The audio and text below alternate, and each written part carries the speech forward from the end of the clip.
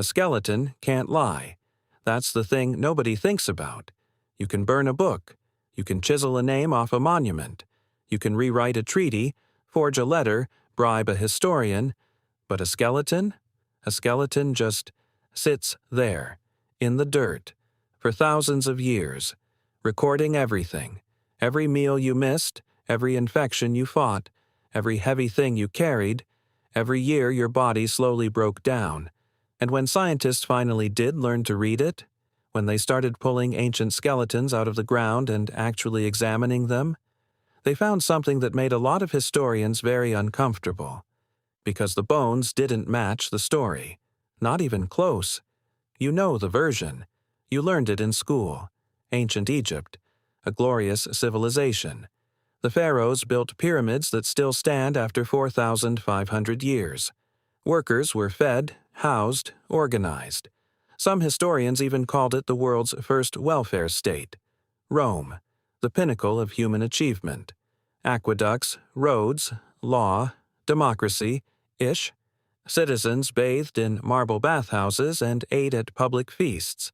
Medieval Europe, sure, it was tough, but the church provided. Monasteries fed the poor. Feudalism was a social contract. Lords protect, peasants work, everyone eats.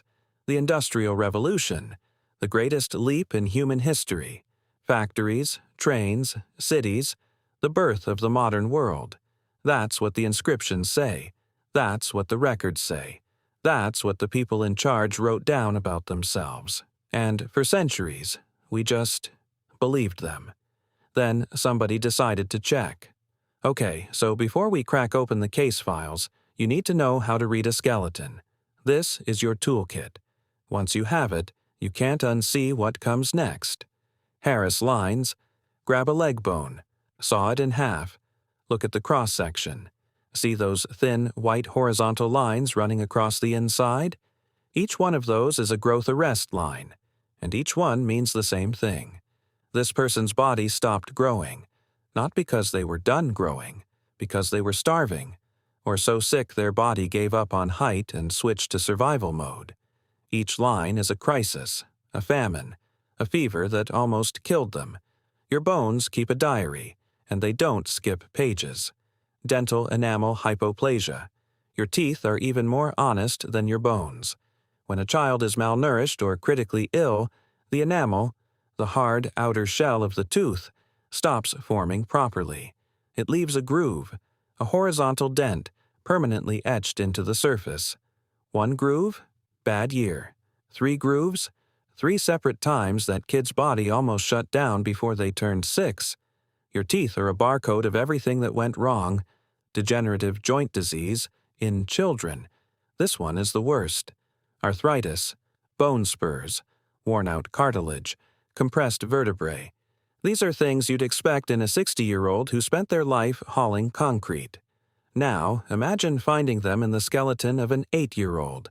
Not metaphorically, literally. Archaeologists have pulled 8-year-old skeletons out of the ground with the joints of a retirement-age construction worker. And there's only one explanation. Those kids were doing heavy manual labor, carrying stones, grinding grain, hauling water, every day, for years. Cribra orbitalia. Pop the skull open and look at the eye sockets. See that spongy, porous, moth-eaten texture on the bone above the eyes? That's what happens when your body is so desperate for iron that it expands the bone marrow in your skull to produce more red blood cells. The skull literally starts dissolving itself from the inside. It means chronic anemia. It means this person never, not once in their childhood, ate enough. All right, you've got the toolkit. Now, let's use it. The official story is almost beautiful. The pyramid builders at Giza were skilled laborers, not slaves. That's a myth, historians say. They were organized into teams with names. They ate bread and drank beer, probably around 10 loaves and a few liters per day. Some inscriptions even show feasts. Workers celebrating, dancing, living their best Bronze Age lives. The walls of Karnak Temple show mountains of food, offerings to the gods, fat cattle, baskets overflowing with grain. Sounds great. Let's check the bones. Dr. Azza Mohammed Sariel Din and her team spent years examining skeletons from the worker cemeteries at Giza, and what they found was not a feast. The spines were crushed, not a little worn. Crushed. Vertebrae compressed flat, herniated discs, fractures that healed crooked because nobody set them. These people were carrying blocks of limestone weighing over 2 tons, on their backs, up ramps, in the desert heat, for decades. The Harris lines? Almost universal. Nearly every child skeleton had them. Multiple lines, multiple famines. The teeth? Ground down to stumps. Not from sugar. They didn't have sugar. From sand. The bread they ate was made with stone-ground grain, and microscopic sand particles got into the flour. Every bite was like chewing sandpaper. By age 25, most workers had teeth worn to the gum line. Cribra orbitalia in worker children was 3 to 4 times higher than in the children of nobles. The royal kids had smooth, healthy eye sockets. The workers' kids had skulls that looked like coral. Average life expectancy in the worker village? 30 to 34 years. For pharaohs and nobles, 50 plus. Herodotus, the Greek historian who actually visited Egypt, wrote, "Egypt is the gift of the Nile." And sure, for the people who got to sit by the Nile and eat, for the people who built the gift, the Nile's present was a broken spine and a 30-year expiration date. Rome, the empire that gave us roads, law, concrete, and, this is genuinely true, indoor plumbing. The word plumbing comes from plumbum. That's Latin for lead. They made their pipes out of lead, their cooking pots, their wine sweetener. Yeah, they literally added lead acetate to wine because it tasted sweet. They called it sapa. It was basically liquid poison served at dinner parties. And the bones remember. Skeletal lead levels in Roman remains are 10 to 100 times higher than natural background levels. The elite, the ones drinking the fanciest lead-sweetened wine from the fanciest lead-lined cups, had it worst. Cognitive decline, infertility, stillbirths. Some historians now argue that lead poisoning contributed to the fall of Rome itself. The empire's leadership was slowly going insane, but the poor had their own nightmare. In 79 AD, Mount Vesuvius erupted and buried the town of Herculaneum under 60 feet of volcanic ash, which, horrifically, preserved the skeletons in almost perfect condition. And when archaeologists examined them centuries later, they found a population riddled with tuberculosis, brucellosis, and chronic malnutrition. These weren't prisoners. These were ordinary Roman citizens in a regular Roman town, and their bones looked like they'd been at war. Then there's Roman Britain. Skeletons of children from mining towns and workshop districts show rickets, severe vitamin D deficiency that bows the legs and softens the skull. These kids never saw enough sunlight, because they were working, indoors, in mines, as children, and the gladiators. Oh, the gladiators. One skeleton from Ephesus had a trident puncture through the skull, 3 prongs clean through the bone. But here's the part that makes you stop breathing. There was healing around the wound edges. He survived it. He kept fighting. His skeleton had so many healed fractures stacked on top of each other that the bones looked like crumpled paper. Marcus Aurelius once wrote, "The object of life is not to be on the side of the majority, but to escape finding oneself in the ranks of the insane." The skeletons suggest most Romans didn't get that choice. Okay, here's one that genuinely made me angry. The medieval warm period, 900 to 1300 AD. Historians love this era. The climate warmed up, crop yields exploded, and Europe entered what's often called a golden age of agriculture. More food than ever before. Surplus, growth, prosperity, except, and this is the part the textbooks kinda skip, the surplus didn't go to the people growing it. Peasant skeletons from this exact period, the Golden Age, show increasing malnutrition, not decreasing, increasing. The food was being siphoned upward, to the lords, to the church, to anyone with a title and a wall around their estate. Dental analysis from peasant mass graves shows almost zero meat protein in their diets. 90% grain porridge, day after day after day. Meanwhile, noble skeletons from the same century and the same region show rich protein markers: venison, beef, freshwater fish. The growth stunting was severe. A 12-year-old medieval peasant was typically the height of a modern 8-year-old, not because of genetics, because of food, or rather the absence of it. And the children's bones. The children's bones are the ones that stay with you. Osteoarthritis, in the hands and spines of kids as young as 7. 7. From grinding grain, hauling water, working fields dawn to dusk, their joints were disintegrating before they hit puberty. The church told peasants that suffering was God's plan, that poverty was holy, that their reward would come in heaven. And then the bishops ate venison for dinner while the peasants' children's teeth rotted out from scurvy. The skeletons don't care about theology. They just record what happened. This is the one that broke me. The Industrial Revolution, the greatest leap in human progress. Factories, steam engines, railways, mass production, the birth of everything we know. And during this incredible leap forward, people got shorter, not a little shorter, measurably, significantly shorter. Average height in England dropped during the early Industrial Revolution.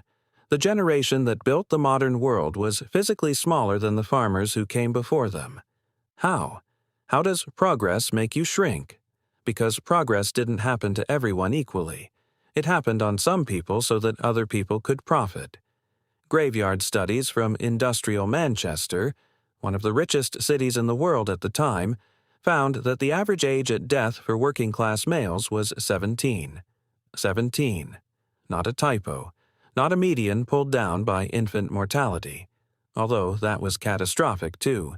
17 years old, dead, in the richest factory city on the planet. Child skeletons from factory towns show bowed legs from rickets. No sunlight, because they worked 14-hour shifts indoors starting at age 5. Crushed and mangled fingers from machinery accidents. And rib lesions, scars on the inside of the rib cage, from breathing coal dust and cotton fibers until their lungs essentially turned to stone. A skeleton from a pre-industrial farming village in rural England was taller, healthier, had better teeth, and lived longer than a skeleton from industrial Manchester 200 years later. We called it progress. The bones called it something else. You're probably sitting there thinking, okay, but that was then. We fixed that. We have labor laws now. We have nutrition programs. We have human rights. Did we? North Korea and South Korea. Genetically identical populations. Same ancestors, same peninsula. Split in 1945. Today, North Korean defectors are on average 3 to 8 centimeters shorter than their South Korean counterparts. And when doctors X-ray North Korean children who've escaped, they find Harris lines, growth arrest lines, the exact same markers that showed up in Egyptian worker skeletons from 4,500 years ago. Same bones, same story, different millennium. In the Arizona desert, forensic anthropologists have examined the remains of undocumented migrants who died crossing the border. Their skeletons show repetitive stress injuries, damaged knees, compressed spines, worn-out shoulders, that are virtually identical to Roman slave laborers. These were people who spent their lives doing backbreaking manual work, never saw a doctor, and died anonymously. In the cobalt mines of the Democratic Republic of Congo, the ones that supply the lithium batteries in your phone, X-rays of child miners show spinal deformities and joint damage that match medieval peasant children. Same bones, same story, different continent. The pharaohs carved their lies into stone. We put ours in GDP reports and progress statistics. But the bones never changed their story. Not in 5,000 years. Remember your height? Remember how your skeleton recorded everything. Every meal, every illness, every year of childhood? That's still happening. Right now. To millions of kids. And in 500 years someone is going to dig up their bones and read the exact same story we just read about Egypt. So why are bones so honest? What makes a skeleton more reliable than any history book ever written? Because you can't edit a bone. You can burn a library. You can rewrite a chronicle. You can tear down a statue and replace it with one that tells a different story. But a skeleton is a physical record. It's chemistry. It's biology. It's physics. You can't spin it. You can't put a press release on it, and it's getting even harder to argue with. Isotope analysis. Scientists can now take a single tooth, measure the ratios of strontium and oxygen isotopes in the enamel, and tell you exactly where that person grew up. Not the country. The specific region. The specific water source they drank from as a child. One tooth. That's all they need to know if a Roman skeleton was born in Rome or dragged there from North Africa. Ancient DNA, aDNA, lets researchers extract genetic material from bones that are 10,000 years old. They can reconstruct family trees, track migration patterns, identify diseases that killed people millennia before anyone wrote them down. The bones are becoming an archive that makes every other historical source look like gossip. But here's the part that actually made me stop and just sit for a minute. There's a field called the bioarchaeology of care, and what it does is look for something specific in the skeletal record, evidence of someone being taken care of. They found a skeleton in Vietnam, a young man, roughly 25 years old, who lived about 4,000 years ago. He was paralyzed from the waist down, fused vertebrae, completely atrophied leg bones. He couldn't walk. He couldn't hunt. He couldn't farm. In a survival of the fittest world, he should have died within weeks. He lived for over a decade after his paralysis. Someone fed him. Someone carried him. Someone cleaned him and kept him alive for 10 years in a world with no medicine, no wheelchair, no social services. Just kindness. Voltaire said, "History is the lie commonly agreed upon." He was right, but he didn't know about osteology, because bones are the truth that nobody agreed to tell, including the truth that even in the darkest, most brutal civilizations, someone was still kind. So here's the thing nobody wants to ask. If every single civilization in human history, every single one, without exception, lied about how well its people were doing, what makes you think yours is telling the truth right now? GDP is up. Stock markets are at record highs. Poverty rates are declining. The headlines say we're living in the best era in human history. But average height in some U.S. demographics has plateaued, or started declining, for the first time in recorded history. Childhood malnutrition affects 149 million children globally right now. Growth stunting, the exact same stunting we saw in Egyptian and medieval skeletons, still affects 22% of all children on Earth. Today, in 2026. In 500 years, when archaeologists dig up our bones, what story will they find? Will they match the headlines? Or will they match the bones from Egypt, from Rome, from medieval Europe, from Manchester? Every empire built a story. The Egyptians carved theirs into temples. The Romans etched theirs into marble. Medieval kings wrote theirs into scripture. The Victorians printed theirs in newspapers. And us? We put ours on screens. But underneath all of it, underneath the monuments, the propaganda, the GDP reports, and the history textbooks, there's always been the same thing. Bones. Quiet. Patient.